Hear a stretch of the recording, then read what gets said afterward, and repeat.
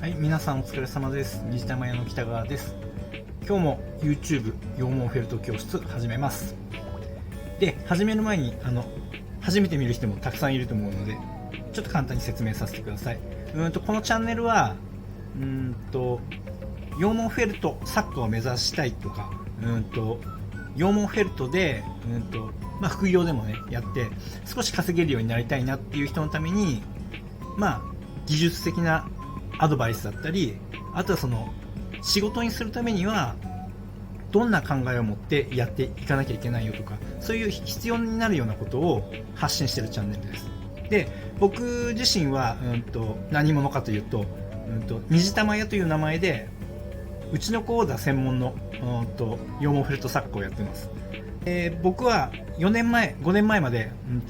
全然ハンドメイドなんてやったことないし、羊毛フェルトもやったことがないとこからのスタートなんだけれども、今こうしてねずっとプロとして食べれるようになって5年目に突入してます。もう羊毛フェルトを仕事にして、これを専業に一応プロとしてね食べさせてもらってる作家です。で、なかなかやっぱりその技術を教える教室っていうのは世の中にいっぱいあるけれども、いろんな先生がいて、だけどこの作家になるために、作家を仕事として食べていくために何をしていかなきゃいけないかっていうことを教えている人ってもう少ないので、そもそも作家として食べてる人自体が少ないからですね。だからそこで僕がそのうちの一人なので、有益な情報を発信できればなと思ってこのチャンネルを開設しました。というところでね、作家を目指したいとか、あとは作品今作って売ってるけどなかなかうまく販売できないとか、そんな人はねすごくためになるチャンネルなんで、ぜひぜひタダで見れるチャンネルなので見てってください。はい、じゃあですね、ちょっと僕このチャンネルのシナリオ基本的にないので、僕の思いつきでどんどん気まぐれで更新していくチャンネルなんですけども、今日はですねちょうど今お客さんの猫作ってて、で耳をちょうどこれから作るとこなので、ちょっと動画撮ろうかなと思ってカメラ回しました。で、この今日の動画だったら、レッスン動画じゃないからあまり事細かくは説明はしないけれども、でも、できる限り実際に僕が作っているところを説明をしながらやっていくんで、かなりヒントになるところはあるんじゃないかなと思います。ただしみんなができるように教えるんじゃなくて、あくまでも僕が作品を作る過程の中で、こういうことを気をつけて作ってるんだよねとか、こんな裏技あるよとか、こんな道具使ってるよなんて話も聞けるので、最後まで見てってください。多分これ見たらでも耳作れるようになりますよ。はい、じゃあね、カメラを手元に切り替えます。バンバンいきますけど、耳はやっぱりこれ今1個作ってるんですけど、とりあえずこんな形で作っていきます。これをねまず2つ作ります。で、1個は綿ベースの綿を取って、これねこれもねどれくらいとは言えないですね、感覚でやってるんで。で、ちぎって、一応気をつけてるのはね、この素材がだいたいちょっと手で広げたりして、薄いところがないように均一になるようにな厚さに気をつけています。で、これをちょっと三角に折りたたむような感じ、こんな感じで5本針なんだけども、入ってる針はスピード針です。スピード針を使って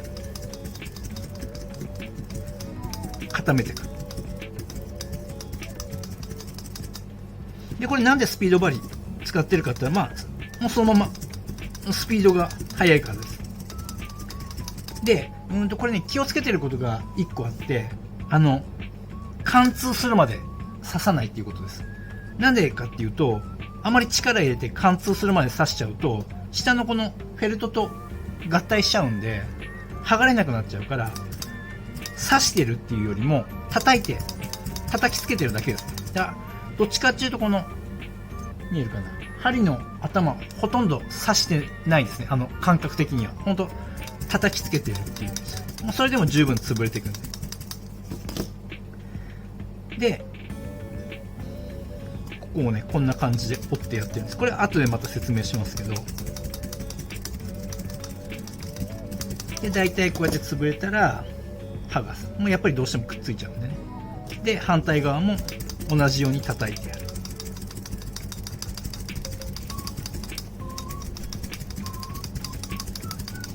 でどうしてもねこの先の方とかちょっと薄くなるんですよ。でそういう時はまたちょっとね足してあげる。その薄いところを補強してやるつもりで上から貼り付けてやる。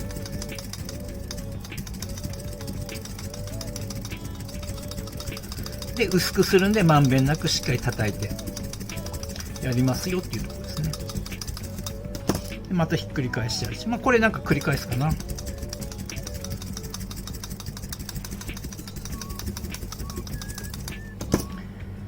でこうやって折り返したところは結構強いんだけど、折り返し、こう薄いところとかもあるんで、こういうところはね補強しなきゃいけないんで、これも1本のスピード針とか使ってちょっとね簡単にこのボソボソしてんのを少し刺して整える感じでこんな風にやってま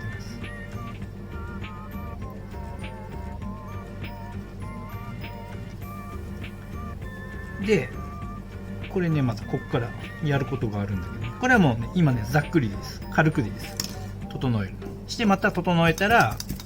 上からはたいて固めてやる。でね僕ねフェルト素材をこんな瓶に入れてるんですけど、これダイソーに売ってる瓶ですね。100均です。100円です。結構便利なんで使ってます。で何が便利かっていうと、僕ねこれ蓋を使うんですよね。でもう一個蓋外してきて、で何に使うかっていうと、この耳をこの際を補強するのに使いたいんですよ。さっきみたいにこうやってやってると手刺しそうだし危ないじゃないですか。だからこういうのを活用して、これ別に何でもいいんですよ。僕はたまたまこの蓋を使ってるだけで、これをね反対側これ裏返してここで挟み込む。でこれ何がいいかって言ったら、透明だから状況が確認できるのがすごくいいんですよね。で針1本針でも2本針でもいいんだけど、こうやってね際を刺していく。で透明で見えるからちょっと形も整えながらこんな感じで刺していきます。でこれねもしやりたいと思う人がいたらぜひやってほしいんだけど、できれば上からグッと圧着して、1本の針が入る、針はね自由に動く程度で上から押さえつけると圧力がかかってるんで、しっかり締まってきますよというところで、こうやって1本の針でやってもいいし、こうやって2本の針でやっても効率よくできるんで、こんなのもありですよ。でこういう先っちょも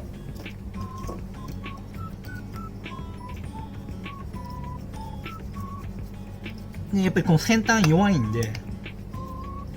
ここでしっかり強度が出るように刺して固めてやる。で概略できたら1個目2個目と大体合わせて、この下が大きいはみ出てるのはあんまり気にしなくていいです。大事なのはこの横幅とかこの形が左右合ってるかどうか。こんな感じ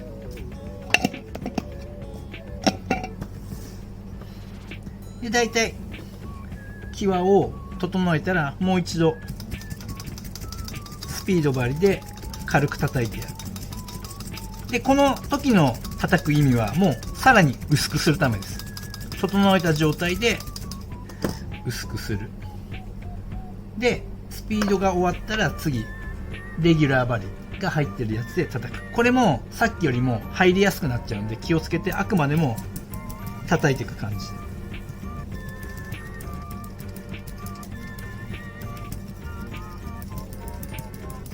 全体的に差し残しがないように。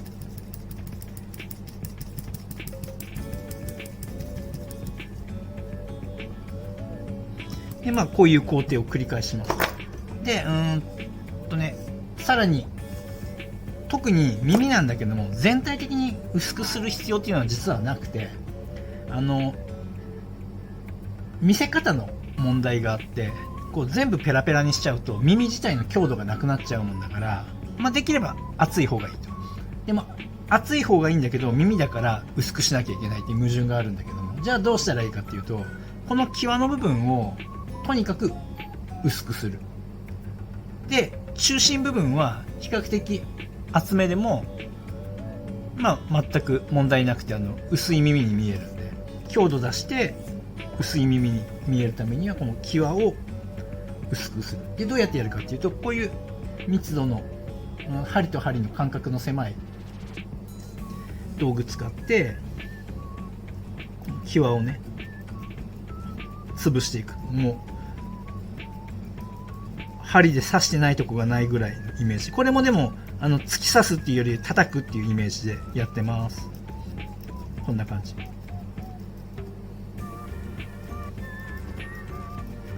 僕はね結構こうやって爪を活用します。爪の上をこう滑らせるようにして針を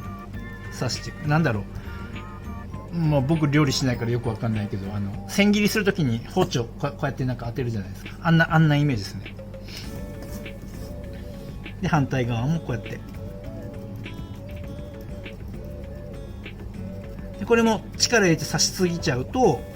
この段階でも下のマットと張り付いちゃうので、叩くイメージ。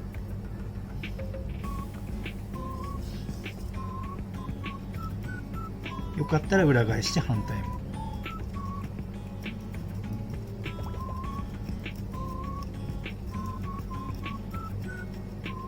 で全体的な強度も出さなきゃいけないから、ある程度際が固まってきたら、この針を使って全体的に一回刺します。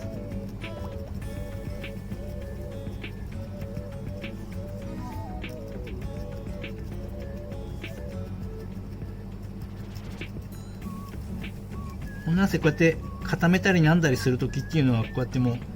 細かく針が刺さってないところがないくらい、全て網羅するぐらいのイメージで僕は刺すようにしてるんだよね。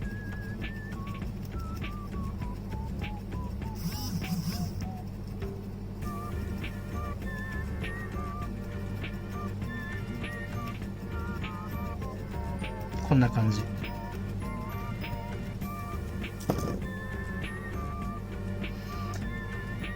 でひとまずこんな感じで作ってます。で耳ね、これ長さ違うじゃないですか。でこれ意味があってやってて、このね辺が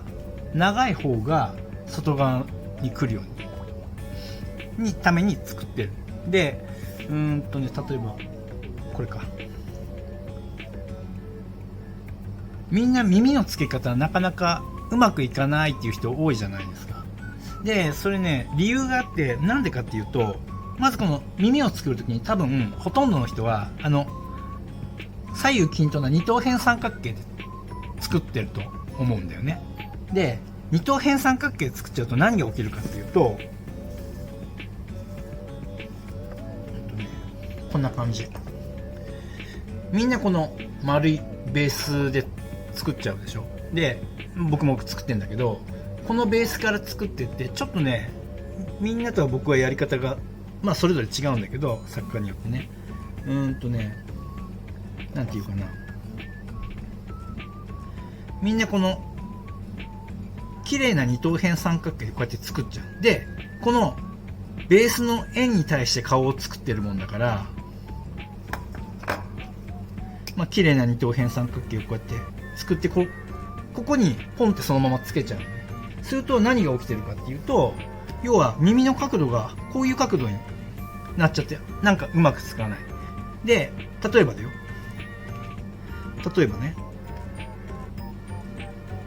耳を、こっちの猫の絵みたいにこういう風に立てたいときに、二等辺三角形だとこの部分足りない。だからさっきみたいにこういう風に外側の部分になるところが足りなくならないように、こういう風に作ってるんだよっていうのが一つコツかな。僕がやってるね。でこれ後から言うけど、この他に僕はね耳の土台っていうのも作ってるんだけど、それはちょっと後で説明します。でそんな感じで耳のまずベースができると。でこれね、人によると思うんだけど、初めからピンクのフェルト使ってもいいし、いろいろやり方本当人それぞれだけど、僕ね昔このフェルトマット、これそれこそ昔本当に耳で使ってた素材なんだけど、一回これで作ってたこともあるんだけど、なかなかうまく固めれないんで、やめたんだけどね。日々やり方は進化していくんで、みんなも練習するときに、例えば僕はレッスン動画っていうのを出してるんだけども、過去にね。でだけどやり方っていうのは随分もう古くて、今全然全く違う作り方してるし、僕自身で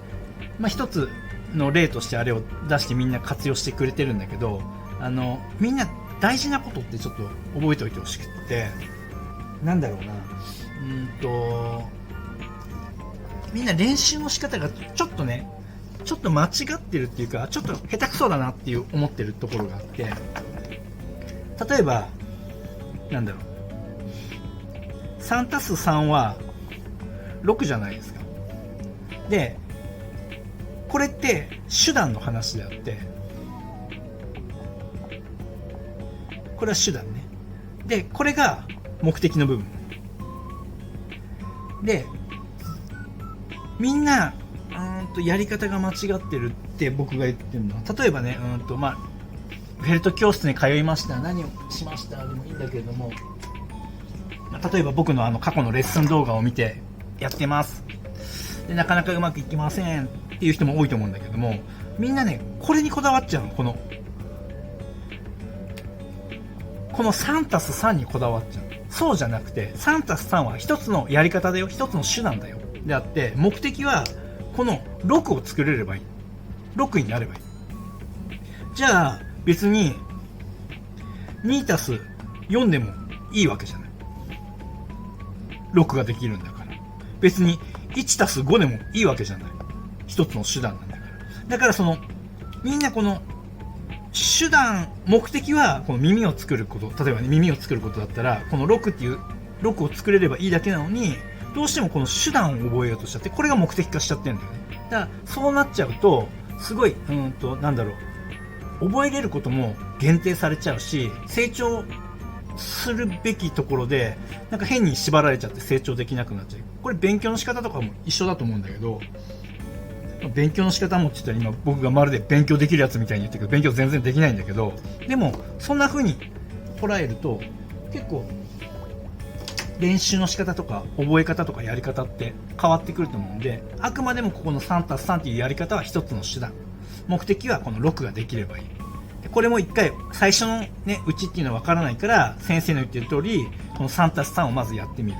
でもこのやり方がちょっと一回何回かやってみてちょっとやりにくいな、先生こうやって言ってるけどちょっとこういう風に変形してみたら、こっちの方がやりやすかったっつったら、それが自分のやり方になっていくんだから、そうやって技術を育てていくね。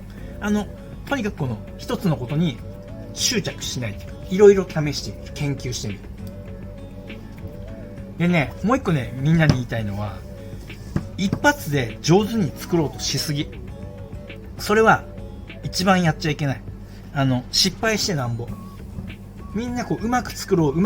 とするから、すごく消極的になってチャレンジをしなくなっちゃう。挑戦をこうやったらもっとうまくいくんじゃないだろうかっていうものを見過ごしちゃう。そうではなくて、失敗してもいいからこうやってやったらすごいうまくいくんじゃないかなって仮説を立てるじゃない、自分の中で。そしたらそれをね思い切ってねやってみる。そしたらうまくいくかもしれないし、失敗するかもしれないけど、でも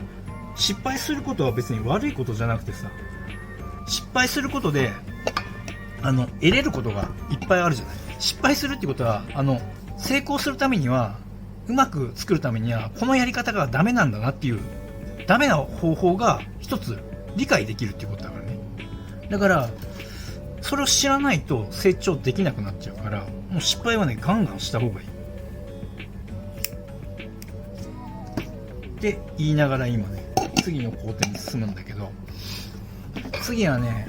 この耳に植毛していきたいんだけど、ちょっとね今回作ってるこのね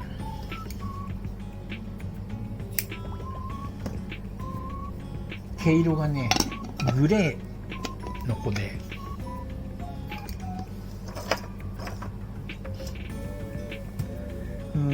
今からちょっと毛色を混毛します。混毛ね。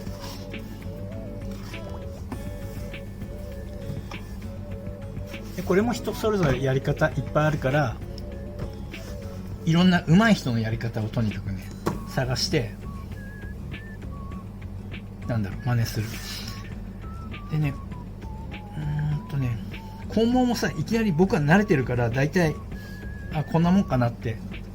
調整しながらできるけど、最初はやっぱりそのモデルの子の写真と何回もやって色合わせるようにしなきゃダメ。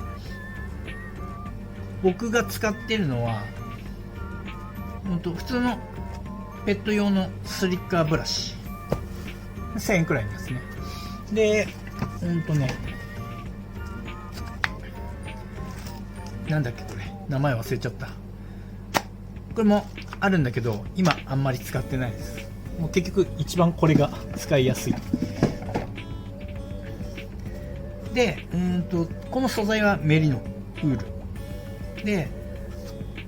混毛したい、これちょっと途中だけどやめちゃうけど、混毛したい、毛色、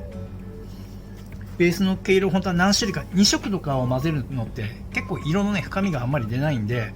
本当はこれにさらに茶色とかも混ぜていくんだけど、後で出していくんだけども、こうやって混ぜたい色をこうやって重ねて、でこうやって割ったりして、これちょっと量かな、もう手先でこうやってつまめるくらいの量にして、で毛の流れに逆らわずにこうやってこの黒とグレーの毛をねこうやって溶くようにしてあげて、そしたら少しずつブラシに絡まっていくから、こうやってこんな感じ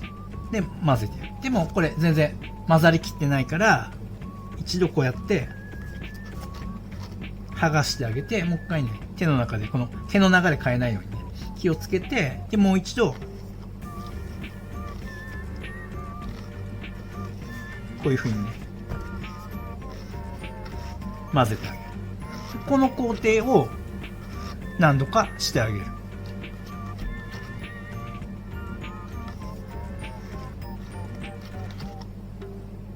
するとね見えるかな、こんな感じ。これは混毛前のグレー、ただのグレーと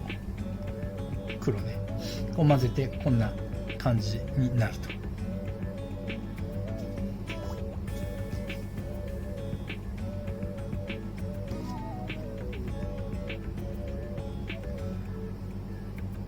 でこういう風に、これ今実験的にやるだけなんだけど、こ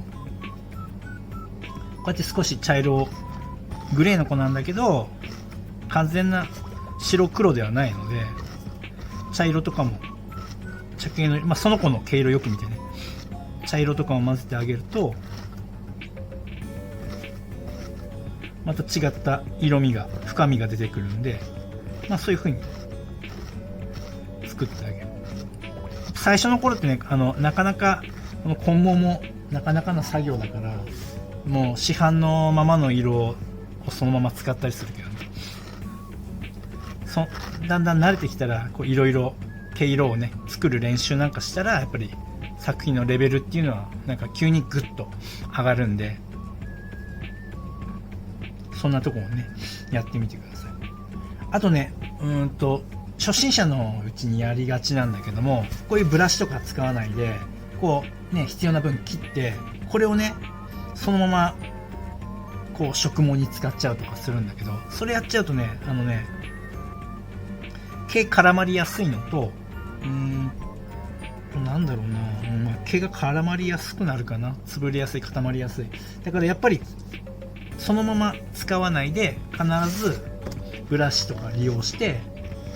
ほぐしてあげるっていうことを必ずしてあげる。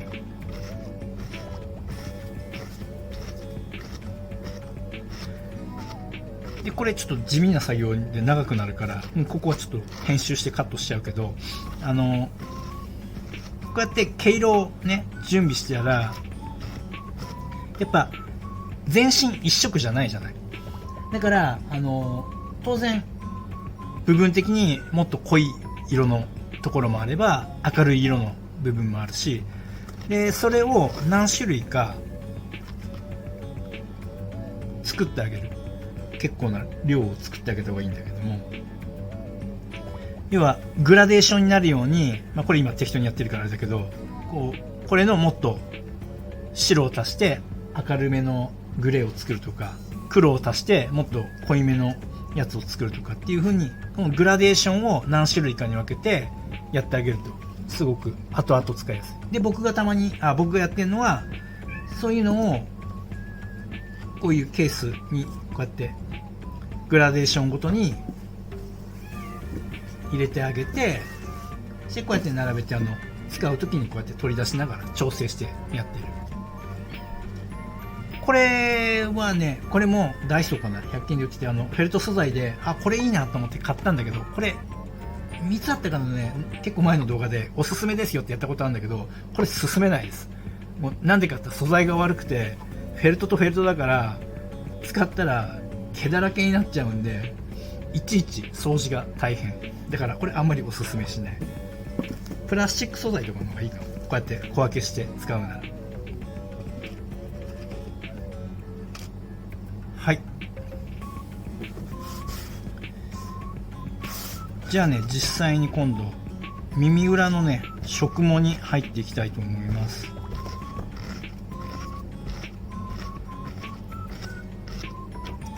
で耳の植毛っつってもね、これなんていうのかな、人によっても作家さんによっていろいろなんかネーミングが違うじゃないですか。植毛一つとってもなんだろう、差し固めって言ったり貼り付けって言ってみたり、それぞれ違うんだろうけど、なんかあまり統一されてないので、言葉も僕もよくわからないんだけども、感覚的に僕はね、耳の植毛をするときっていうのは、植毛っていうよりも貼り付けるっていうイメージでやってます。で今どういうことかというと、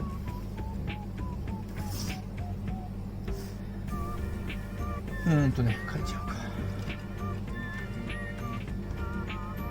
か。例えばね、ペン利用して書くけども、さっき言ったように長い方が外側で、結構たまにね集中してやってる時が間違っちゃうから、ペン使って書くのもいいと思うんで、毛の流れを書いてやる。こっちが外側、こっちが外側で、これね、こういうことをやるときに、一つの裏技って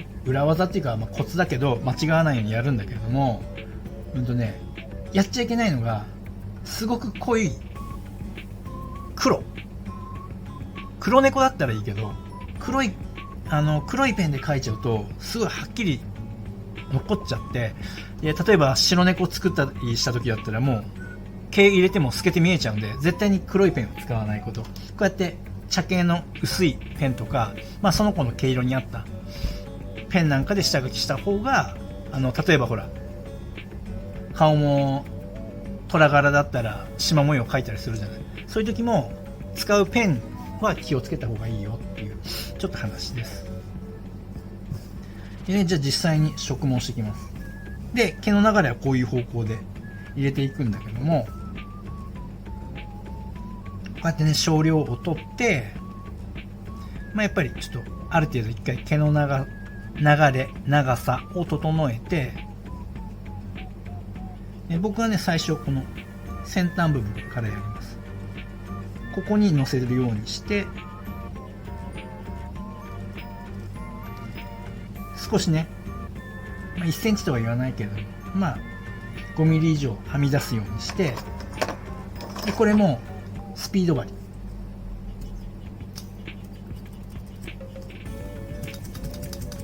れもさっきと一緒、突き抜けないようにして叩くだけ。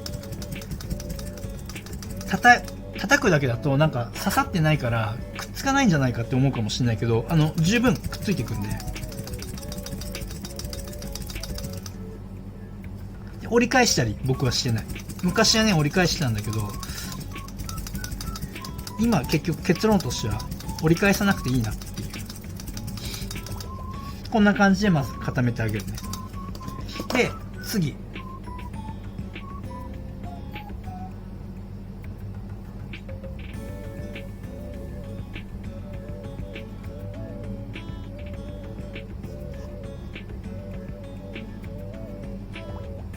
同じくらい量を取って、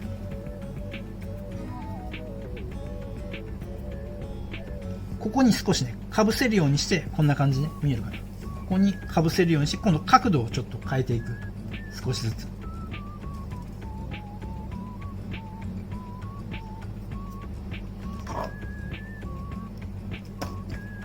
最初、スピード針でもレギュラー針でもいいから、ちょっと軽く押さえてやるとやりやすいから、軽く刺してあげて、で全体的に。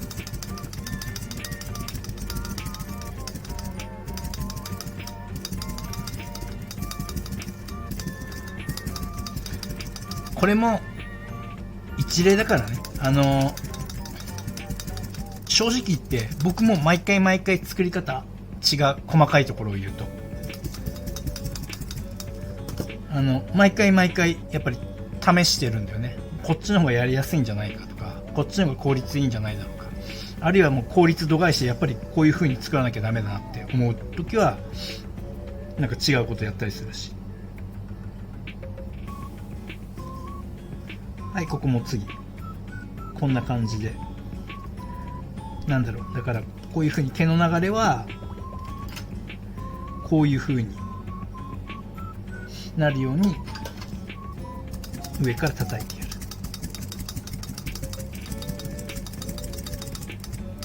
でこのね叩く時も気をつけた方がいいなって思うのが、この毛の流れに沿って叩いてやる。こういう風に進んでいく。こういう風に、これをこういう風に進んじゃうと毛の流れに裂かれちゃってるんで、結構やっぱり仕上がりもちょっとぐちゃぐちゃになっちゃうんで、そういう細かいところは気をつける。結構最初のうちっていうかね、初心者の頃ってあんまり毛の流れって気にしてないと思うんだけども、植毛するので精一杯だからね。じゃなくてだんだん余裕できてきたら、この毛の流れ方っていうのを、ネットで調べればほら動物の写真なんてなんぼでもあるし、実際にね家に犬とか猫いるんだったらその子の毛の流れとか見れるしね、そういうのを見て研究してください。でちょっとね薄いところなんかはこうやって足してやる。やっぱり、ね、この際の部分が薄くなっちゃうんで、そういう時はねこうやって少し軽く指先でねじってもいいんで、ちょっと固めるような感じにして、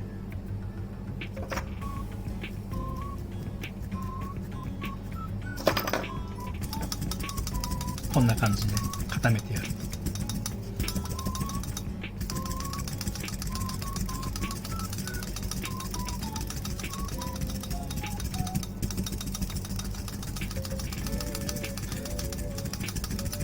こんなアホみたいなスピードでやる必要はないんだけれども、ゆっくりでもいいんで、しっかり叩いてやる。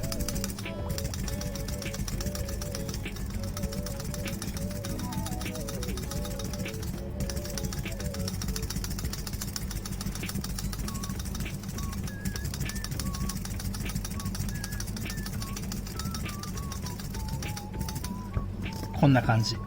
でゆっくり剥がしてあげると、やっぱりねどうしてもこうやって裏ね見える、こうやって飛び出てるよね。でこれ以上、これもねなるべく叩いてるだけでもうこれなっちゃうんで、あんまり力の加減が最初わからないうちは結構出ちゃうんで、でも気にしなくていいです。ここにさらに僕はピンクを入れてくんで、よかったら裏返して今度レギュラー針なんかを使って僕はねもう一回叩くようにしてます。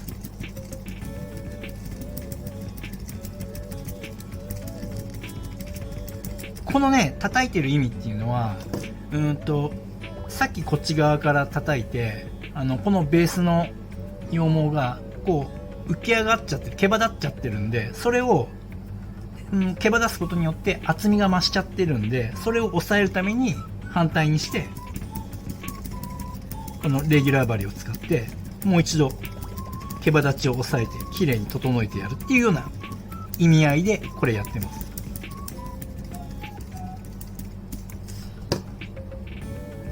であんまりこれもやりすぎると今度せっかくねこっち綺麗に毛入れてんのに今度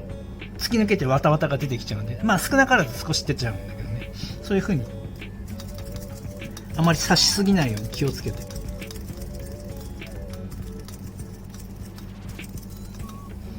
でこういう際は見えるかな、ごめんね、これカメラの画質が悪くて、ここねボソボソしてるんで毛が浮いちゃってるんで、こういうところはこういう密度の濃いっていうかね、針の間隔の狭いやつで耳の端っこね平らにした時と同じようにこうやってしっかりと植え込んでってやる。植えるっていうか貼り付けるっていうイメージだね。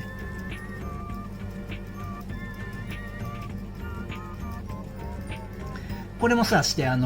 こうやって真上から叩くのかこうやって斜めから入れていくのかでも毛の入り方絡み方変わるから、最初はこうやってまっすぐ垂直に刺していったりしたら、次は今度斜めに切り替えてこうやって刺していったりとかね、そんな小技も使いながらしっかりと毛が抜けないようにしてあげる。するとねこんな感じになる。でここちょっと目立っちゃうけどね、それはね僕はどうしてるかっていうと、さらにスピード針でここをねもう本当に細かく、すごい地味な作業なんだけど、こう結構時間かけてやってます。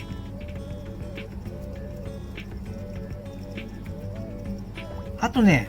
手段としてはアイロン、普通のアイロンでこうやって押し付けて、ただねすごい平べったくなるし、ただ強度がねちょっとなくなっちゃうからあんまりやりすぎは良くないんだけども、あとヘアアイロンとかこんなやって挟むやつね、ああいうので使ってね薄くしてやるのもいいです。ここねちょっと今薄いんだけども、ここまで多分使わないからこのままいきます。でこうやってやったら、あとはこの余分な部分をカットしてやる。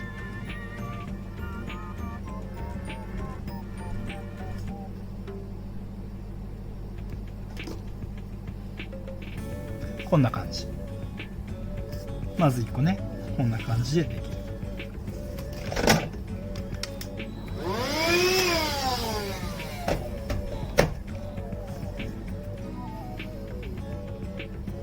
でね次なんだけど、この内側をピンクにしたい。ピンクにしたいから、じゃあ何を使うかって言ったら、まあ人によって使うもの違うと、これピンクのワタワタがあるんで僕はこれを使ってるかな。これ適量取って、あんまり薄すぎるとこの黒いのが見えちゃうんで、まあそれなりの厚さになるんだけど、でもあまり今度は厚すぎると、分厚すぎると耳がね、せっかく薄くした耳が分厚くなっちゃうんで、まあ、気をつけて。で正直ねこのキワキワまで埋めなくていいです。キワはどうせ見えなくなるっていうか、あまり気にならなくなるんで、分厚くしてしまうくらいだったらあまりキワキワまで攻めない。でこれも基本は同じ、ニードルが耳を突き抜けないように上から叩く感じ。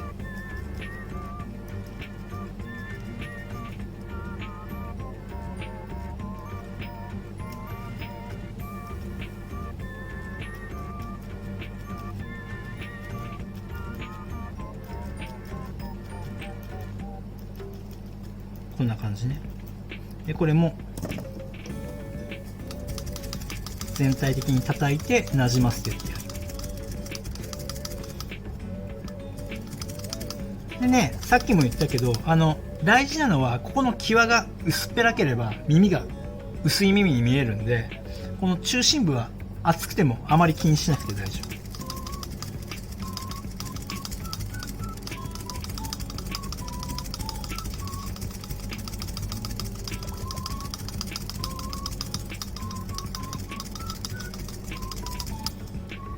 でちょっとねボコボコしちゃうんで、やっぱり仕上げ針とかを使って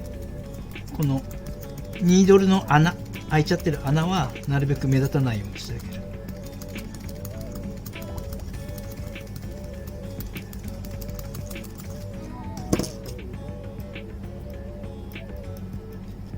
で際を整えてあげる。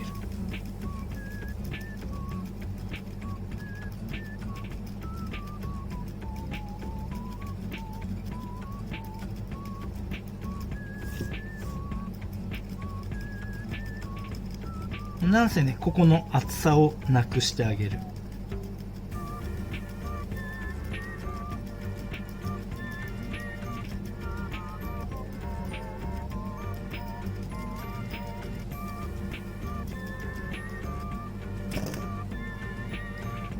こんな感じね。実はここは結構分厚かったりする。でも十分。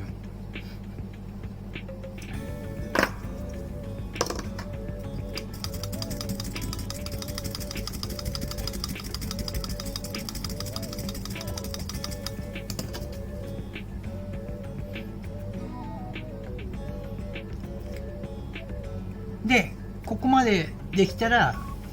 次ね、もう一個の方本当は作るんだけれども、ちょっとね説明するために先にこっちをやっちゃうけど、今度ねこれをどうしてるかっていうと、この長い方が外側ね、でこっち内側で、内側をこのね3分の1くらいをこうやって折り込むような、要は立体的にするためにこういう風にするイメージで、これをどうやって癖づけるかっていうか曲げるかっていうと、スピード針とかでこうやってその曲げたいポイント、そこを刺して固めてあげる。で癖をつけるっていうかね、もう折り込んでもいい。こうやって折り込んで一回上からこうやってね刺してもいい。でとにかくこの折れ目のところを癖づける。刺し固めて戻らないようにしてあげる。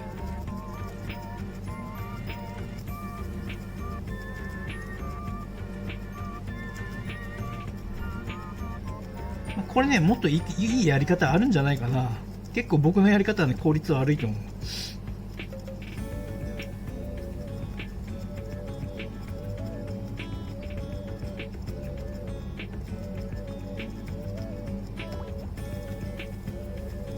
こんな感じでとにかくこの折れ目になるところを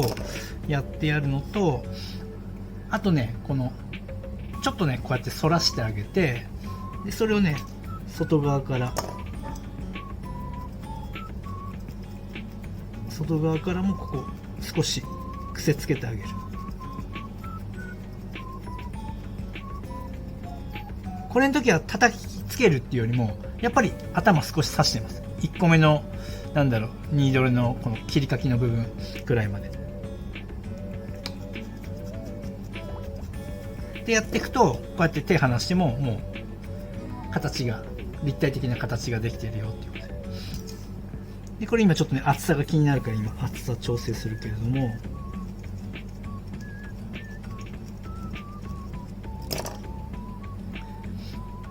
こんな感じで、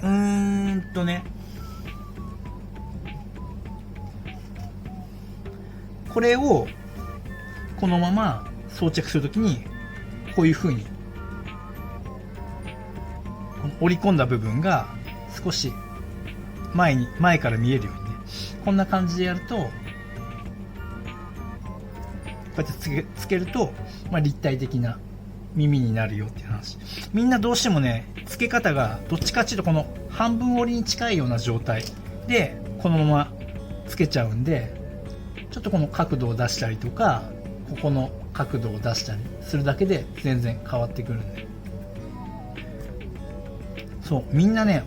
本当に耳の付け方で失敗してるなっていうかうまくできないんだろうなって思うのが、これね僕も最初の頃そうだったから分かるんだけど、このままつけるでしょ。でこのままつけちゃうと何が起きるかっていうと、耳ねこうやって立っちゃうんだよね。反っちゃうっていうかさ、この角度になっちゃう。そうじゃなくてやっぱり、ね、少し前に倒すようにした方が、こういう風についてるものよりこういう風についてる方が自然に見える、耳の装着の仕方が。こういう前に倒す角度っていうのも意識しながらつけてあげるといいよっていう話です。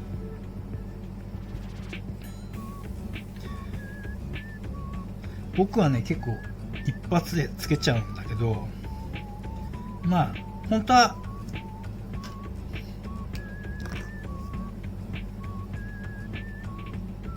僕オーダーだからね、その子によって耳のつく位置違うからあれだけど、でもやっぱりマーキングをして、これは端っこ止めるポイント。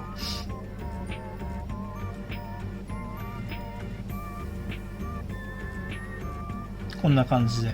簡単なマーキングはするんだけども、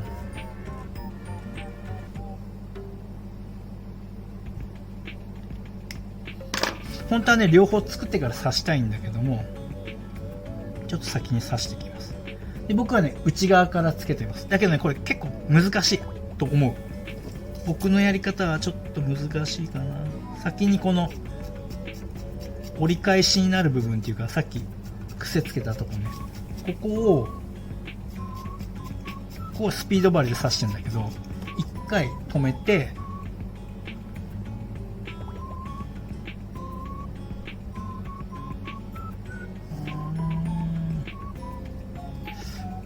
ちょっと近いね、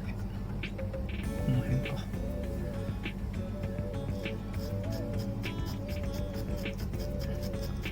止めて、でサイドの部分で、この時にさっき言ったようにこの耳の角度っていうのがここの長さで変わってきちゃうんで、二等辺三角形で作っちゃうとこういう風になっちゃう。だけど外側を長くしてることでこういう風につけることができる。こうかこうで全然印象変わるんでね。でこっち側決めて、だいたいいいなと思ったらここ横ね、こう止めてあげる。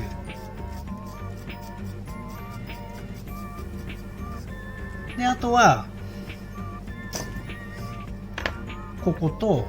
この線とこの線を先に止めてあげて、見えるかな。ここはね思いっきりもうザクザクザクザク刺していく。するとね前から見るとこんな感じ、横から見るとこんな感じで、これはまた角度は出していくんだけども、であとはこの浮いてる部分、これは僕の場合はこのまま刺し固めて、でその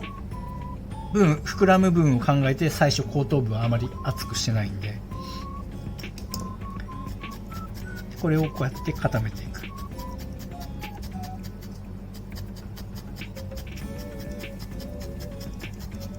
でこれ今僕1本でやるんだけど、なんで1本で3本とかねこういうやつやらないのっていうと、まずはね1本で刺した方が刺し固まるからなんだけども、これ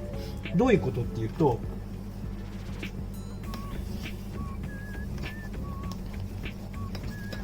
一本針の利点は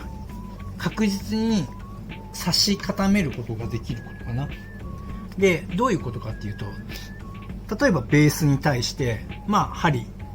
うやって刺したら、このベースがねこういう風に要はへこんで刺さるわけじゃない。だけど例えば2本針を刺すと何が起きるかっていうと、2本針を刺したらなんかすごい効率よく見えるけども、もちろん効率良い時もあるんだけども、こう刺さってこうベースがこうやってへこむんだけど、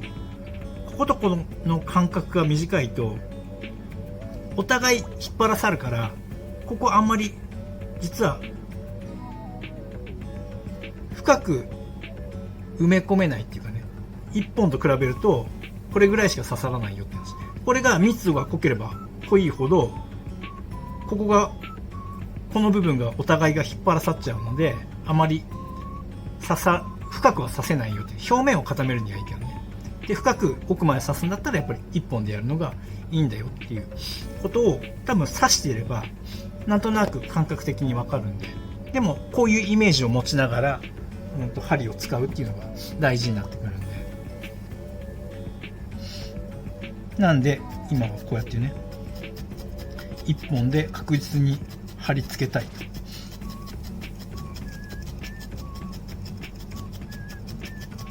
で、大体貼り付いたら3本とか2本針とか5本針でも何でもいいから、こうやって刺していくように僕はしてる。で、これだけだと本当はね、もう両方つけてからやるんだけども、これだけだと弱いから、弱いっていうのはね、今引っ張ったら剥がれちゃうね。で、じゃあどうしてるかっていうと、ここをのり付けするっていうかね、なんだろう、わたわたでこの埋めていい部分にこうやって補強してやる、上から。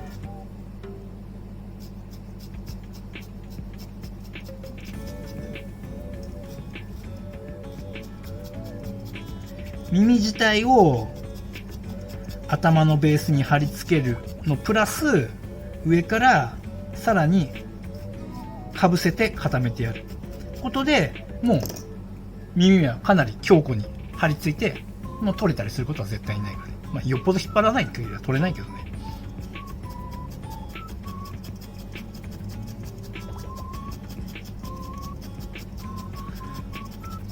こうやってね、刺し固めていく。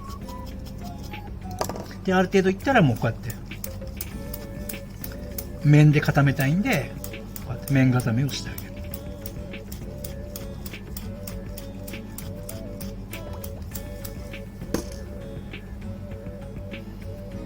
こんな感じで、要すればこの内側も補強してあげる。で、その時はさっき使ったピンクのわたわたを少量取って、ここにねちょっと押し込んで、スピード針なんかがいいかな。内側の付け根と頭のベースを固定するように補強してあげることで、より強固になるし、後からね毛を入れたりする時にもやりやすくなるよっていう話。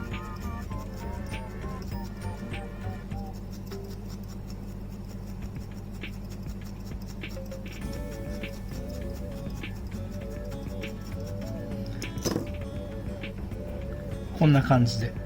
やっていきます。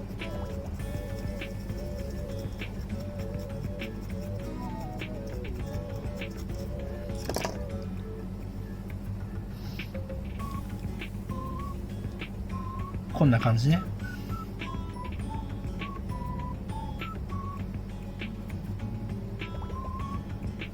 あ、一個言うの忘れてた。僕はね、さっき言った耳の土台っていうのを作ってるんだけど、耳の土台ってどういう話っていうと、さっき言ったように、この丸をね、ベースに顔を作って耳をつけちゃうと、この丸に対して作っちゃうから、こういう風につけれるように、長さを変えてるっていう話と、あとその土台を作ってるんだよね。で、これはもう事前に作っちゃってるからあれなんだけど、要はね、耳の土台っていうのは、ここの角度がなさすぎると耳が寝ちゃったりつけにくかったりするんで、ここにね、ちょっとごめんね、見えにくいけど、こうやって耳の土台になる部分を差し固めて、で耳をつけるようにしたりします。で、その作る子によってその高さっていうのも違ったりするから、今回はすでに作ってあるんだけど、これぐらいにして耳をつけたら自然になるよっていう話。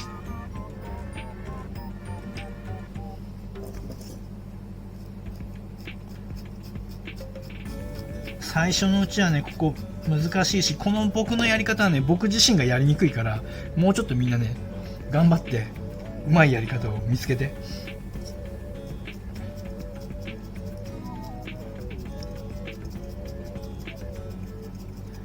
さっきも言ったけど、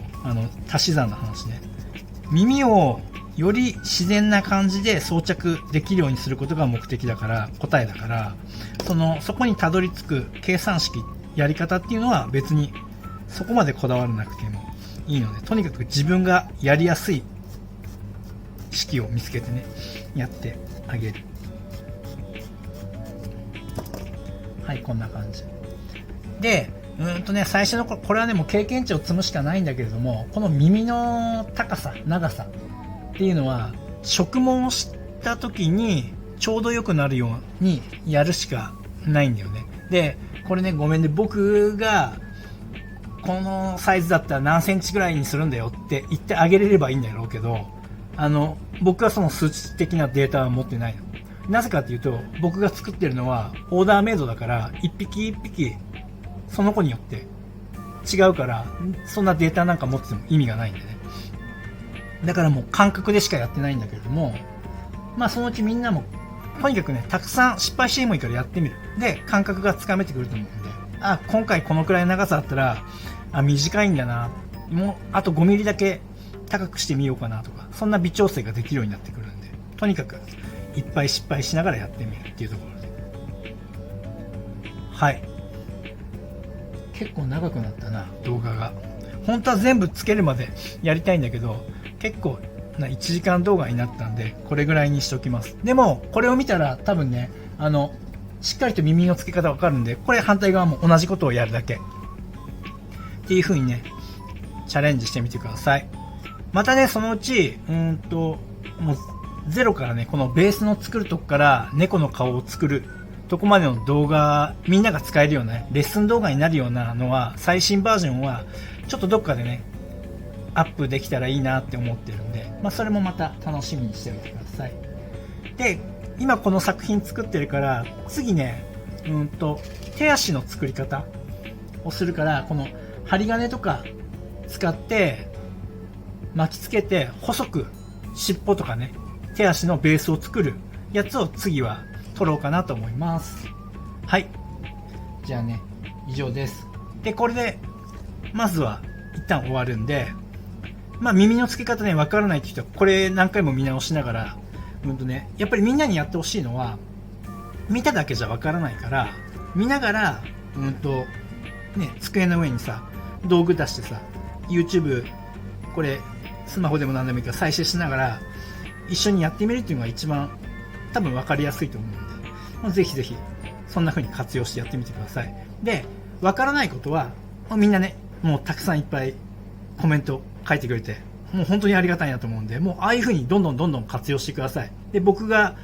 答えられることはもうどんどん答えていくし、で、せっかくね、こうやって学べる機会があるんだから、もうどんどん学んでいかないと。もったいない、すごく。時間もそうだし、そういう使えるものは使って、しっかりと作家を目指すなり、自分の売り上げにつながるような作品レベルにしていくなり、そういう風に使ってやってください、このチャンネルはね。じゃあ、以上で終わります。すごくためになると思ったら、高評価とチャンネル登録お願いします。はい、じゃあまたね、以上です。